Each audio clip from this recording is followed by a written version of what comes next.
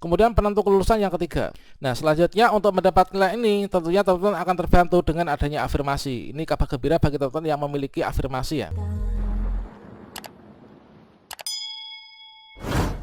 Assalamualaikum warahmatullahi wabarakatuh, sobat-sobatnya. Pada video ini kembali kita akan berbagi update bagaimana cara cetak kartu peserta ujian untuk pelamar umum P3K Guru tahun 2022 dan bagaimana strategi untuk kita bisa lulus seleksi P3K Guru 2022 yang dilaksanakan pada tahun 2023 ini, sehingga nanti kita bukan hanya mendapatkan nilai passing grade namun juga kita bisa lulus dan juga mengisi formasi ya.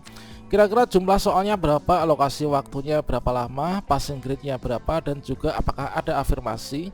Dan kira-kira ada 3 perhitungan nilai penentu kelulusan P3K 2022-2023 itu seperti apa. Silahkan simak video ini sampai selesai. Namun sebelum kita lanjutkan, perlu saya ingatkan, bagi teman-teman yang mungkin baru pertama kali menemukan channel ini, silakan klik tombol subscribe-nya dan aktifkan notifikasi loncengnya, sehingga nanti jika ada update video terbaru, teman-teman tidak akan ketinggalan informasi. Nah, di sini sudah muncul untuk di grup P3K Kemdikbud.go.id terkait tentang pengumuman seleksi. Teman-teman bisa mengecek di bagian ini untuk mengetahui jadwal dan juga lokasi ujian untuk pelamar umum. Kemudian di sini teman-teman untuk mencetak kartu peserta ujian ini dicek secara berkala. Ini kita bisa masuk ke akun kita masing-masing sscisnbkn.go.id. Kemudian teman-teman bisa klik enter. Kemudian kita masuk ke login ya ke akun kita masing-masing. Dengan memasukkan nick dan juga passwordnya, teman-teman bisa klik masuk. Pada bagian resume, kemudian teman-teman bisa scroll ke bawah. Di sini teman-teman bisa mencetak kartu peserta ujian CASN tahun 2022. Pada kartu peserta ujian untuk pelamar umum ini kita akan mendapatkan berbagai macam informasi terkait tentang pelaksanaan seleksi kompetensi kita, di mana di sini adalah berdasarkan dari data-data kita, kemudian lokasi formasi yang kita pilih ya. Kemudian untuk formasi jabatan yang kita pilih didasarkan dari kualifikasi pendidikan yang kita miliki. Kemudian kita lokasi ujian ini kita bisa lihat di sini. Inilah misalkan seperti ini lokasi ujian saya. Kemudian untuk informasi lain adalah berisikan tentang tanggal pelaksanaan ujian, jam waktu pelaksanaan ujian, kemudian per sesinya, dan juga ruang ujian TUK-nya ya, tempat uji kompetensinya. Nah, selanjutnya pada bagian ini teman-teman kita mendapatkan informasi selengkapnya. Kemudian di sini untuk apa saja yang harus dibawa ketika nanti melaksanakan ujian, tentunya teman-teman bisa cek di bagian menu perhatian ya. Yang benar di sini yang pertama, kartu peserta ujian ini harus dibawa ya ketika teman-teman nanti melaksanakan seleksi kompetensi atau ujian P3K pelamar umum. Kemudian juga peserta wajib membawa kartu identitas ya, yaitu berupa KTP asli. Kemudian juga peserta wajib mengisi dan membawa bukti deklarasi sehat yang diisi di SSCISN, diunduh di sana, kemudian ditandatangani. Kemudian teman-teman membawa sesuai dengan protokolnya ya. Ini masih menerapkan protokol kesehatan seperti halnya memakai masker 3 lapis, kemudian kita cuci tangan dan lain sebagainya.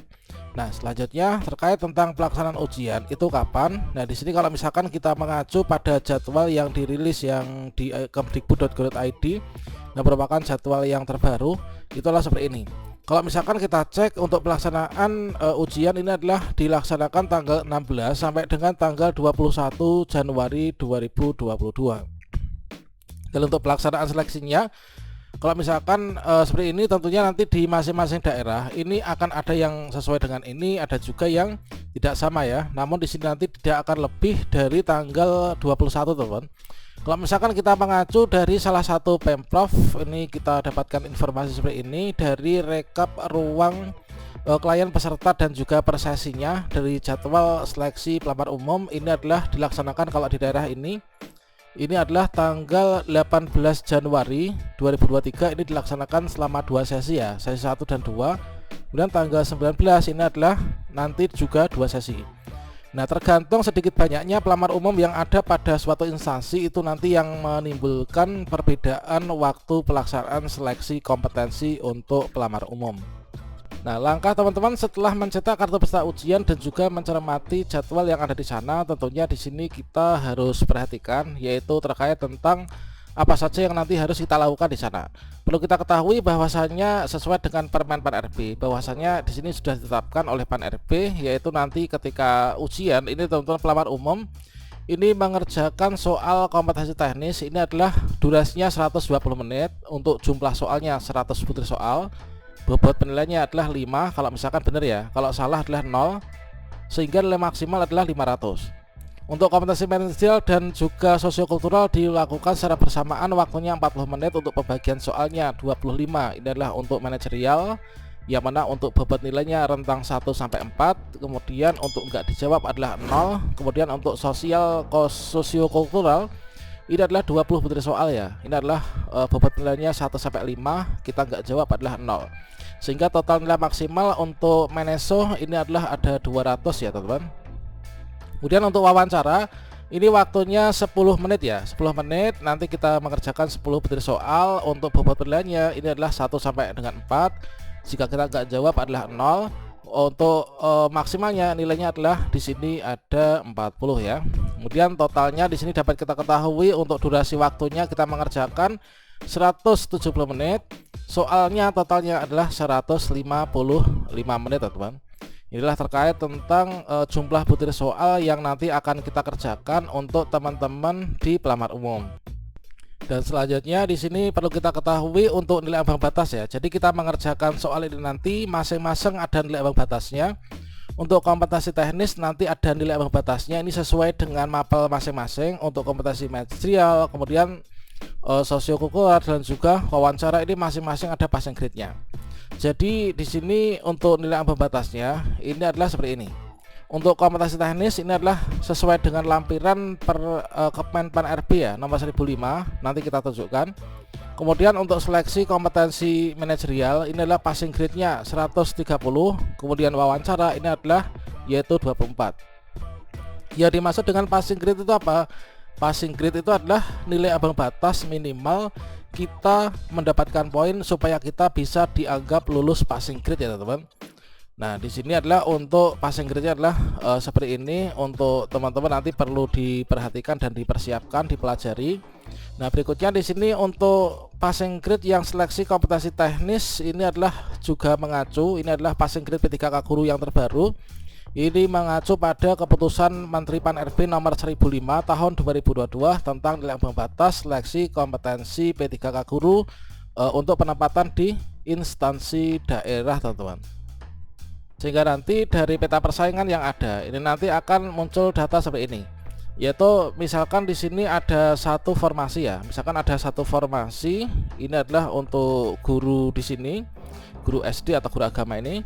Nah, di sini ada tiga penentu kita tuh bisa lulus P3K Guru tahun 2022. Nah, untuk penentu yang pertama ini adalah kelulusan seleksi administrasi.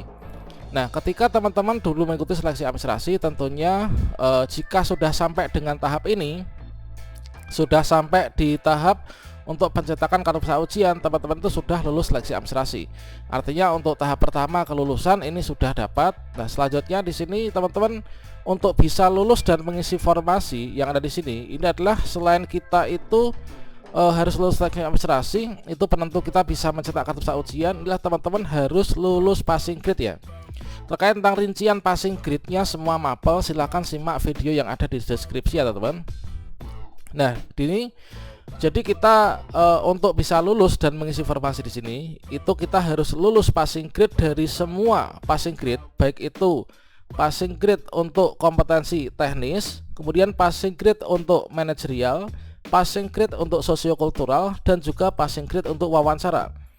Kalau misalkan kita nggak lulus di salah satunya, ini adalah kita TL seperti ini teman-teman. Jadi tidak lolos passing grade ya. Ini kalau misalkan teman-teman cermati, ini adalah lolos passing grade sebenarnya, namun ada bagian-bagian tertentu dari masing-masing sub kompetensi ini ya nggak lulus, tidak sesuai dengan nilai ambang batas. Kemudian penentu kelulusan yang ketiga, selain kita harus lulus passing grade, ini teman-teman harus mendapatkan ranking yang terbaik ya, mendapatkan peringkat yang terbaik dalam satu peta persaingan. Nah, misalkan seperti ini, misalkan di sini adalah untuk ahli pertama guru agama Islam misalkan. Nah, di sini kalau misalkan kita lihat di sini ada P1, P2, P3, inilah passing grade ya. Semua ini passing grade. Nah, namun di sini yang diambil adalah nilai yang paling tinggi. Dikarenakan formasinya 1, meskipun yang lulus 3, ini diambil yang nilai paling tinggi, yang 3 ini. Nah, selanjutnya untuk mendapat nilai ini tentunya teman-teman akan terbantu dengan adanya afirmasi. Ini kabar gembira bagi teman-teman yang memiliki afirmasi ya. Afirmasi yang diperhitungkan di P3K Guru tahun 2022 ini adalah ada 2 saja. Afirmasi yang pertama itu adalah afirmasi sertifikat pendidik. Artinya teman-teman yang memiliki serdik dan terverifikasi di sana itu nanti akan mendapatkan afirmasi 500. Artinya teman-teman langsung lulus ya untuk yang kompetensi teknisnya. Yang afirmasi kedua adalah afirmasi disabilitas, itulah 10% ya. Oke, demikian teman-teman, semoga bermanfaat ya.